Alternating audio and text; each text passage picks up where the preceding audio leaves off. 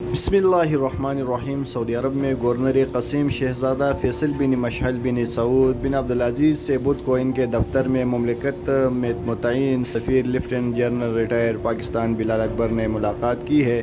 सरकारी खबर रसाई एजेंसी पी के मुताबिक इस मौके पर उन्होंने दोस्ताना माहौल में बातचीत की और बाहमी दिलचस्पी के अमूर पर तबादला ख्याल किया। गवर्नर कसीम ने इस मौके पर कहा कि सऊदी अरब मुख्तलिफ मुल्कों के साथ ताउन और शराकत के रिश्ते मजबूत बनाने का ख्वाहिशमंद है। ख्याल रहे कि इन दोनों सफ़ीर पाकिस्तान ममलिकत में मौजूदा पाकिस्तानी शहरियों के हवाले से सऊदी अरब के अहम ओहदेदारों से मुलाकातें करके दोनों मुल्कों के दरमियान तारीख़ी और रवायती ताल्लुकात को मज़ीद मजबूत बनाने का तरीक़ों पर तबादला ख्याल कर रहे हैं। सऊदी वज़ारत तिजारत ने कहा है कि मुकामी शहरियों के नाम से गैर मुल्कियों के कारोबार को कानून के दायरे में लाने के लिए 6 फ़ायदे होंगे।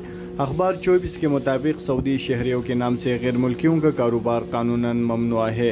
न तो सऊदी शहरियों को कानूनी तौर पर इजाज़त है कि वह गैर मुल्कियों को अपने नाम से कारोबार कराए और न ही गैर मुल्कियों इस बात की मजाज है कि वह अपना कारोबार सऊदी शहरियों के नाम से करे।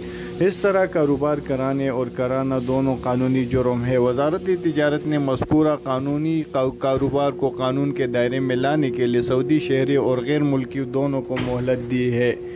इस मोहलत के तहत वज़ारत का कहना है कि जो लोग इस तरह के गैर कानूनी कारोबार को कानूनी के दायरे में लाएंगे उन्हें 6 फ़ायदे हासिल होंगे, जो कि पहला नंबर पर आता है कारोबार का सिलसिला जारी रहेगा। दूसरे नंबर पे है सऊदी शहरियों के नाम से गैर मुल्कियों के कारोबार के इंसदाद के कानून में मज़कूरा सज़ाओं से माफ़ी मिल जाएगी।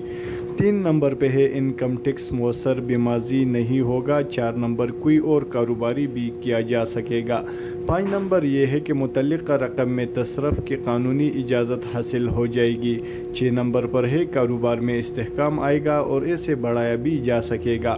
वज़ारत तिजारत ने कहा है कि जो लोग मज़कूरा अंदाज में कारोबार करके कानून की खिलाफ वर्जी कर रहे हैं वो 16 फरवरी 2022 तक इस्लाह हाल करके मज़कूरा फ़वाइद हासिल कर सकते हैं।